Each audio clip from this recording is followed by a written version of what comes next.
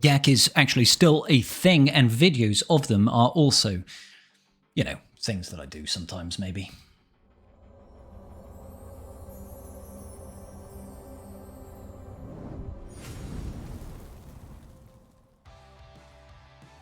Alright, so, Deception. This is the finals of last week of GAC, guys. Hadn't attacked when I'd gone into my attack phase. His north section, relatively strong, but nothing too crazy. GG, you got a BAM squad, you got DR, no Malgus, sorry. Nothing in the northern section is too crazy. Relatively fast Queel, but with that 25% datacron that he's got on there, relatively fast becomes relatively really fast. So that's something to think about. Make sure you hydrate, guys. Let me know in the chat down below, have you hydrated today? And Qui-Gon Jinn Omicron as well. But, you know, these days it's pretty prototypical to see this sort of defense. You know, we're not seeing anything drastically different here in the northern wall. Now, this time is a little bit different compared to last time. We've got an extra 45 minutes to attack with, so that's pretty good. Southern section, we've got Maul, we've got JMK, we've got Ray, lots of level 9 datacrons here, lots of nasty teams. So, last round we had no GLs on defense. This time we've got 3 on the front wall south. My immediate response was, that's interesting. Why haven't you got 3 GLs in the north wall guarding your fleet, which would make more sense? Because in 5v5, at Kyber 1 at least, fleet is worth more than ground is. So, interesting choices were made. I'm just checking out the speed of his resistance here. Finn, 310 is pretty fast, but that datacron there, unfortunately, is going to be granting the entire team lots and lots of TM whenever they get buffs. So, yeah, there are no easy teams here. No easy teams whatsoever. Let's get into the first battle, though. And I figure we might as well start off with a non-GL counter. We're going to go in with Fennec against this Lord Vader. Because there's no Maul here in this team, I decided not to take in BAM for this particular squad. So we're just doing standard counter here. That Thrawn over there can cause us some issues. We immediately hit contract, and you have to just disintegrate that, that Royal Guard. Otherwise, he's just going to be a pain for the entire match. And healing up all his allies. Now, this is where things get interesting once again. I really should have gone for Vader and not for Thrawn, as in Darth Vader and not for Thrawn, because, you know, Thrawn was always going to eat that attack and then just fracture. So really, I should have just concentrated on trying to kill Darth Vader before he went up to his merciless massacre like this. It does make things so much more difficult. We actually get very fortunate here that he doesn't actually kill anybody during that merciless massacre. Of course, Lord Vader then does take out Fennec, Zam, which makes this team significantly weaker. So really, I should have focused my damage and killed Darth Vader out of the gate rather than waste an attack on Thrawn. That was a pointless endeavor for me. So we healed up with our boy Grief there. And still, for some reason, I'm like, oh, I better kill Thrawn. This was just poor playing on my part, guys. I completely misplayed this. And now we want to try and clear up Darth Vader before we ultimately lose this match. My thinking right now is I don't think I can kill this Lord Vader with this team. I think he's going to ult soon enough, and then it's just going to spell the end. So we lost one lot of Mando there. I think, do I do the assist or do I do the disintegrate? Ultimately, I probably should have got the assist from Fennec rather than the disintegrate there. Another hit there, and it looks like he's getting close to his taunt. I wasted Grief's Bosk's mass assist there. I should have saved it. I decide now to put some armor shred. So you can see I played this all wrong, guys. Definitely played this all wrong. Because I figured if I would have had those back-to-back mass assists, I think we probably would have killed him there. But when we get to this point and we've got all the ability blocks and the days, we're not looking too pretty. And he's obviously got a lot of health steal, a lot of dots. I'm like, okay, yeah, that's not the best start. I definitely could have won that. I misplayed that quite terribly. Never mind. Next battle. So instead of clearing out that Lone Lord Vader, I figured I could quite comfortably leave that until later on. I decided to take out the number one priority, which is the JMK Cat Datacron. Unfortunately, he does have the stun Datacron on this, which makes it so much worse. I'm running the Ayla Datacron right now, because that one operates quite well, I feel, against JMK. Unfortunately, the Padme here is another area that is causing me discomfort, as it were. So we're just here trying to do as much damage as we can. As many bonus turns, as many calls to assist as we possibly can. And hopefully we just land all the stuns in the world. That's what we want. That is what we want. Running through this GK, I should really have been calling Ayla in here to get rid of the taunt. And they take a bunch of turns, unfortunately. Okay, and then we're back at it. So, call in. Once again, call in. Unfortunately, that Padme is causing us so many issues here. We finally trigger the pseudo-sacrifice here, but we still can't get around GK. He still keeps taunting and taunting. Even though we're getting these bonus turns, it's not quite working. He's staying alive with a fraction of health. We didn't land the stun there, which interrupted our chain, and that actually costs us the entire match, because then they just roll all over us. So yeah, we get very, very unfortunate there. If Ayla would have landed that stun, she would have taken a bonus turn and we would have killed GK. But because we didn't, we just got trapped. Incessantly trapped. So there's no way I'm killing this JMK now, because we've got nothing left that's going to deal with it. So I figured maybe we'll try and see if we can kill GK. Maybe we'll have some luck. But ultimately, with their stun as well, it's just not going to work out for us. Yeah, so the Padme there was keeping GK just alive enough to survive all the hits. And we didn't land that last stun, unfortunately. She must not have critted or something from Ayla. But there we go. What can you do? Ultimately, not a whole lot. So it's not a great start. We've lost our first 2 battles to this GAC. Datacrons proving to be a little bit frustrating for us. So I think we just decide to back out, because there's just nothing we can do. Never mind. Next battle. Next up, we decide to take in Imperial Troopers against Darth Vader. Now, there's no Talon in this. There's no Malgus in this. So Imperial Troopers are not going to have any issues. The only thing you need to check, guys, make sure that your Piet is going to be faster than their Darth Revan. And that's about it. If that's the case, you should straight up win.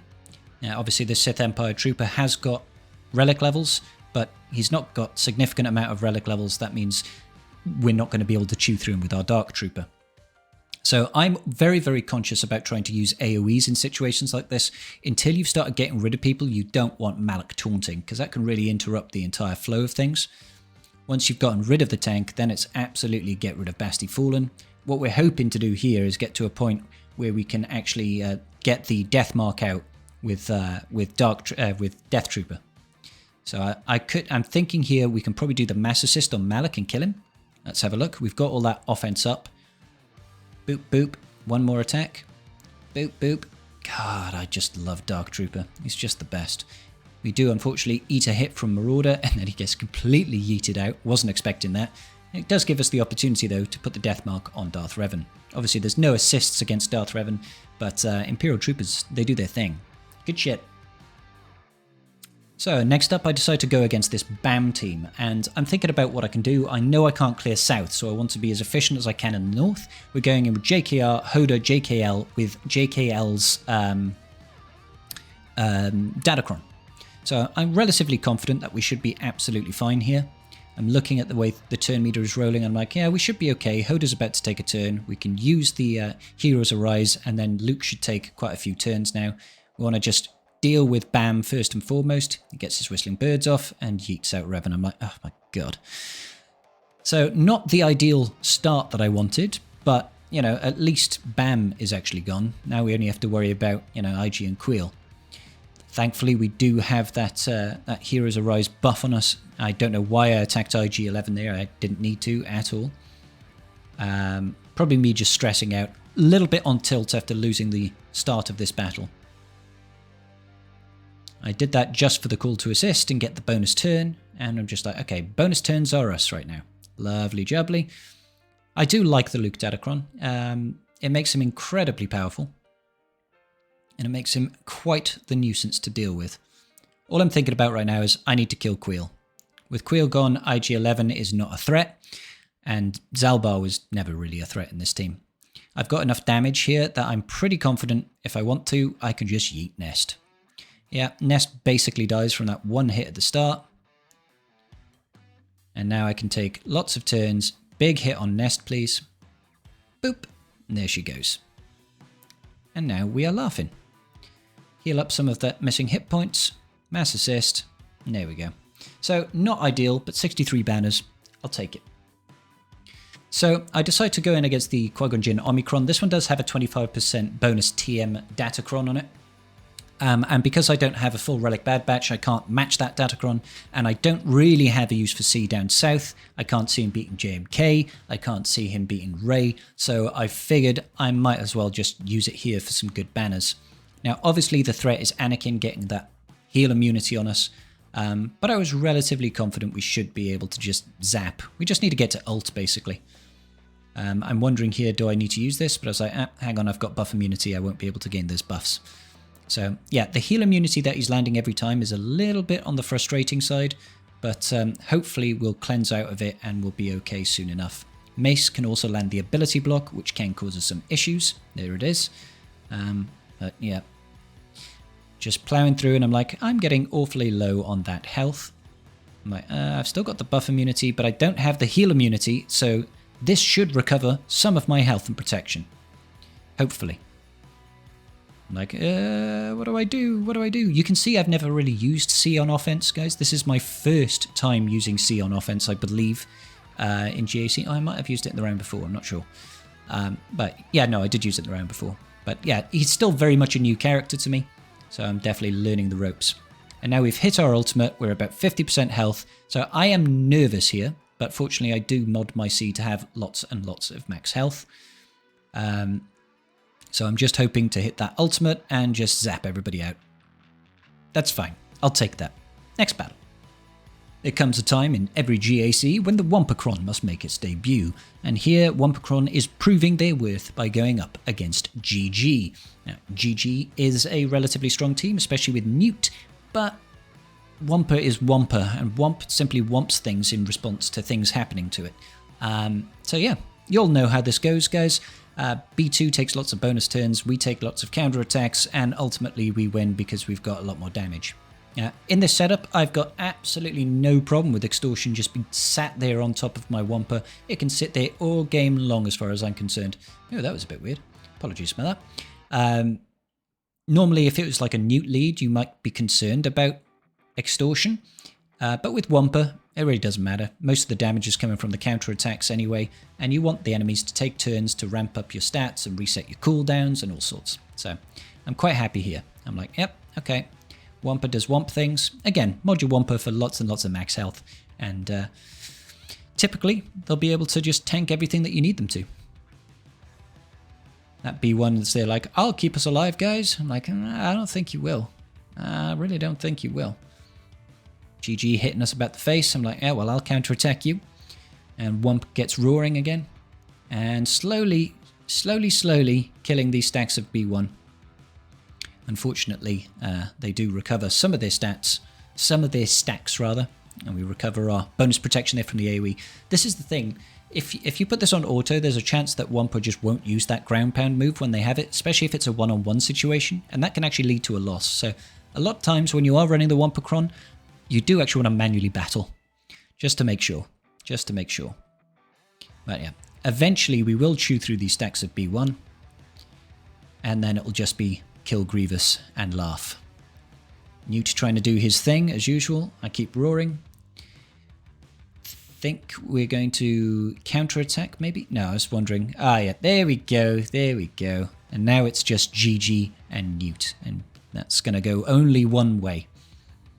I like to roar at every given opportunity because it does obviously increase your offense by 40%, which is huge, and it's a multiplicative bonus, so it just gets worse and worse, or better and better as the game goes on. 68 banners, I'll take it. And that does actually reveal fleet to us. We've got Exec, we've got Holdo, and we've got a Tarkin lead Empire fleet. Now, I was looking at this and I was thinking, oh god, if this comes down to it, then I don't think I can clear that Tarkin. That Tarkin, that Piet's Executor. We don't have our own Exec. We've got Malev and Negotiator. We've got Holdo, and I think that's about it. So I'm like, I really should have my Exec for offense when I'm doing this battle. But hey-ho. Let's get into... And we are starting off with a Raddus mirror match. Now, his SF-17 is not actually at 7-star. I believe it's only at 5-star. So I figured that the mirror match here would be quite comfortable. I should be able to deal with this pretty well. It does get a little bit hairy, though. I've got to be honest. It gets a bit hairy. I believe he takes out my SF-17 before I take out his. And I'm like, hang on, that makes no sense. There goes the AoE. See, I've only marginally done more damage than him. And I'm like, huh, that doesn't seem fair. Get one counterattack that gets dodged, and then we lose it. And I'm like, oh, well, this doesn't look good. He reinforces with Clone Sarge, which is a godsend, truth be told, because, you know, Clone Sarge is just a tank. It's not going to help him get to his ultimate any quicker. So I decide to bring in my Resistance X-Wing to give me that additional source of being able to reduce the cooldowns on Raddus's ultimate. So the idea is to just try and get as much. So here we go. We'll probably use the basic here, I believe. Basic targeting our Poe. That will give him foresight.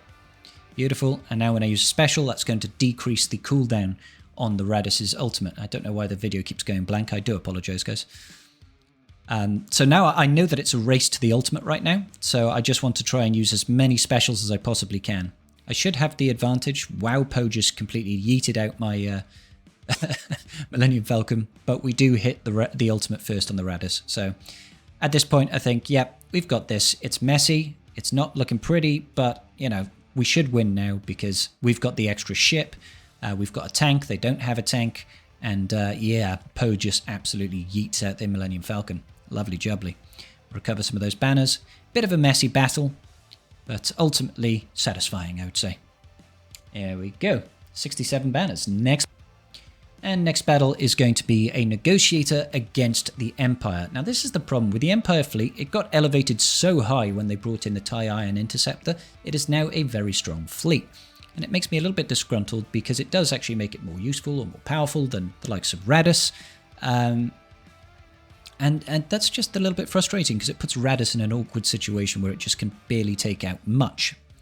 You saw how nasty that mirror match was. So they come in with their TIE Iron Interceptor, which is a ship I absolutely loathe. I decide to come in with Plo, recover all those nasty things, and I believe I just give the TM up. And Anakin should be just yeeting out that second sister ship immediately. Boom, there we go. Anakin never misses, so he can hit right through Foresight, much like the TIE Advanced, which is nice. And now I'm like, oh, well, I just need to kill that Sith Bomber, and we should be golden. Unfortunately, the Sith Bomber does apply a lot of daze, which is obviously irritating, but nothing we can't deal with. 74 banners, good stuff.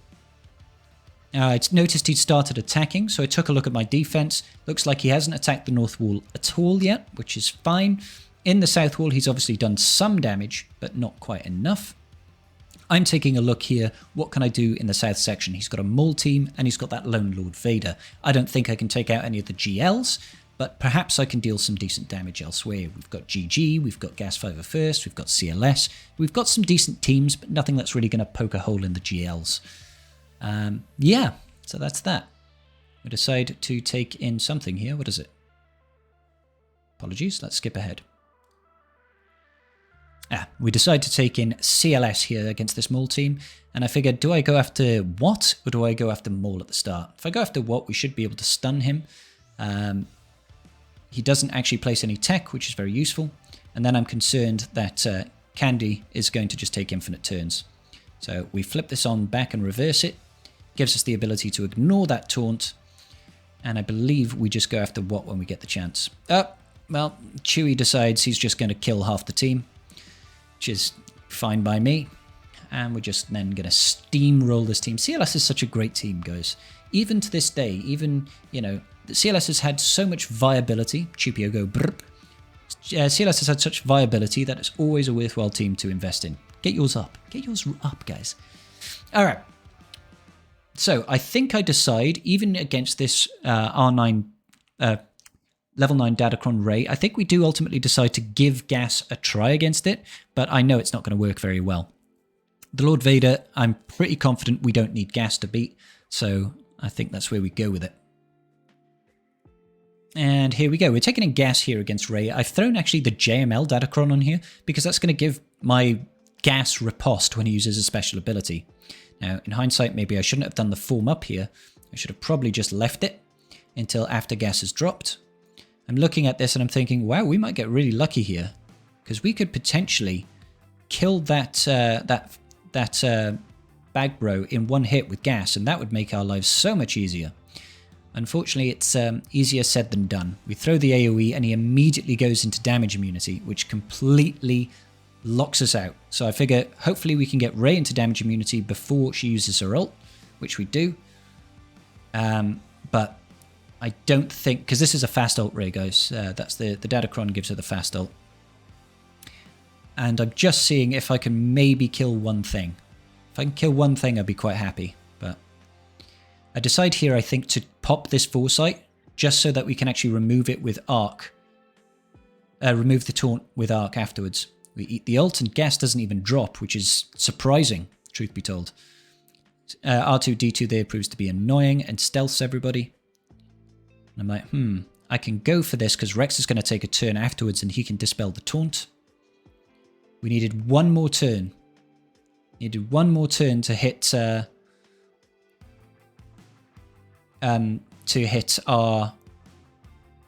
form up. Unfortunately, she gets to that and she absolutely yeets everybody out. So if I hadn't have formed up at the start, I think we'd have been okay. If we'd have killed the Finn at the start instead of triggering the damage immunity, I think we would have been okay. But ultimately, wasn't quite with us today. I'd like to try this again in the future. I wish we had a playground where we could test this sort of thing, but no such luck, unfortunately. So I was kind of hoping we could have killed that Rey team, but unfortunately, it didn't work. So I think we decide to take in Maul Mandos here against this Lord Vader. It might be Maul Mandos that we use. Yeah, Maul Mandos. Now I don't think we've got Watt anymore, or do we? No, we do. We did keep Watt this time. Yeah, so I just want to take in a lot of damage. That's why I'm taking in Django here. Normally I'd be taking in the likes of Armorer and Bo-Katan, but I feel right now it's more about the offense. So we take in Django, we take in Bam, and I'm just looking to see, is there anything extra that I can get here? So we've got a little bit of extra physical damage here, and physical crit chance, and extra armor. So it's nice to see actually that this datacron, even though it's a light side datacron, it's still actually applying all the bonuses to the dark side Mandalorians, which is nice. Apart from the tier 3 bonus. The other effects are still being applied, which is nice. Okay, so our only hope here is that we can chew through all of Lord Vader's remaining health before he takes a turn. If we can, then it should be a golden win. So do the AoE here, get to the 5 stacks. We eat one hit, which is fine. And then we trigger the... Oh no, we can't trigger the ferocity, can we? Frenzy. I got there eventually. Okay, so I put the recovery tech on Maul, and I'm like, let's go, guys. Come on. Let's hopefully kill this Lord Vader. He's getting there. We got 2 more hits. Come on. Big hits, big hits, big hits. Let's do it. Not quite. Yeah, there we go. There we go. So we got some extra banners for killing Lord Vader. Better than nothing. Better than a kick in the teeth. Our opponent still hasn't continued his attack run. He's still on 199 banners. I'm getting a little confused as to why he hasn't continued to attack. So we check the south wall, and it looks like he's dropped a battle against my Maul. My Starkiller, sorry. So I'm like, oh, well, that's good. If you can't beat that Starkiller, then we will definitely win, right? That's really good.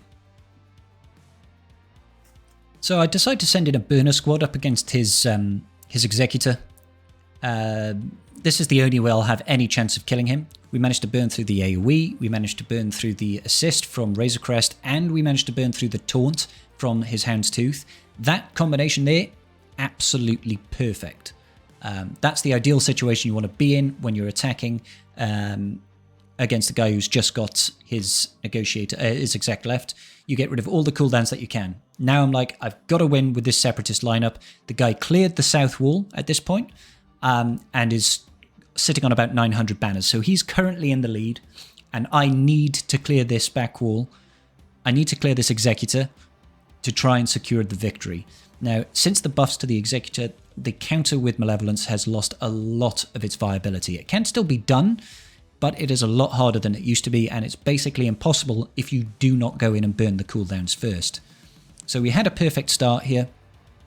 I'm just looking to get that stun over there on Bosk, and hopefully now we'll be able to... this was the part that confused me. That there... Oh, okay, I didn't see the target lock that was on the other guy. I was hoping to get rid of the breach then, so really I should have just cleared the breach. Okay, here we go. He had foresight, so I didn't want to waste the buzzies. We've done the AoE here. Obviously, the main target really is trying to get rid of that that Xanadu blood. Him having the... it's not the scimitar, sorry. Yeah, it is the scimitar. In reinforcements is actually incredibly annoying because it gives his Hound's Tooth the retaliate ability, which is obviously always going to be counterattacking and cleansing. So I bring in the Ebon Hawk here to get the things out of stealth. We need to kill that Cad Bane. Xanadu blood needs to go immediately. Fantastic, he's gone. I'm like, okay, great. And he's attacking the Vulture Droids. That's great. That's giving me bonus TM on my capital ship. Still attacking the Vulture Droids. Perfect. I'm like, I don't really want to use the AoE here, but we do need the extra Vulture Droid. The problem with using the AoE would be, you know, it would feed some additional TM to his Bosk. So I'm like, what do? I use it, and I'm like, oh my god, I don't want that Bosk taunting, really. And I'm like, do I go for the double tap here? Yep, gain a little bit of extra TM. Hopefully we can then kill this Razor Crest. Not quite. Obviously, he's got the bonus life. I'm like, hopefully this kills him. Nope, not enough. Now I'm starting to worry. I'm starting to think, oh god, I don't think we're going to be able to chew through this team. There's no point using the Buzz Droids in that scenario. Try and get the stun on Bosk. We do manage to get the stun. Perfect. No point wasting the stun again. Let's use that for control. There's no breach on the field, so we can get rid of his taunt. And things are looking okay again. Can we kill that Razor Crest? More TM for my capital ship is always good. He reinforces with IG2K. And of course he stuns my my Sunfac, which was going to stun his Bosk. Overall, we're not looking terrible. I get the Buzz Droids on IG2K. We throw out the AoE. Hopefully the Mass Assist comes in, but it doesn't because, you know, screw me, right? Go for the double tap on IG2K. We know next turn Bosk is going to have the taunt. But we get rid of IG2K. I'm like, okay, we might be alright here. We should hit ult on our next turn. We should hit ult. There's no point landing the buzzies with that counterattack available. I know that his ult is creeping up on us as well. We've got our ult. Come on, can we finish off this goddamn team? If we don't, we've lost the match. So we get the buff immunity on Hound's Tooth, not that that really does much. I throw out the AoE just to hurt the Scimitar more than anything else. We throw the Buzz Droids out on Hound's Tooth. Come on, get some assists. Just about with 2 minutes left. We get 43 banners, but most importantly is clearing the fleets so that we've actually got the zone bonus. And that puts us at 1,020 to our opponent's 943. And I'm like, oh my days. He needs basically to kill 2 teams and he can win. He's preloaded JMK, sorry, he's failed on JMK and he's preloaded my Lord Vader. And I'm like, ooh. So if he beats Rey, he'll only need to beat one other team if he can beat my Rey. Fortunately, however, he does not manage to clear anything else, and that was the end of that round. So we did win by a hair's breadth. It was nasty, it was scrappy, but it stopped me from going 1-2. So we got 2-1 in the end. I'm happy with that. It was a close match. Could have gone either way, truth be told. But anyway, guys, I hope this video was enjoyable. Leave some comments in the comment section down below. Do you like this format of GAC? How did your GACs go? Did you go 3-0? Did you get a wooden spoon and go 0-3? I want to know. But until the next video, guys, peace out. Just giving a quick shout out to my patrons. I appreciate each and every single one of you. And without your support, I wouldn't be doing this today. Thanks so much.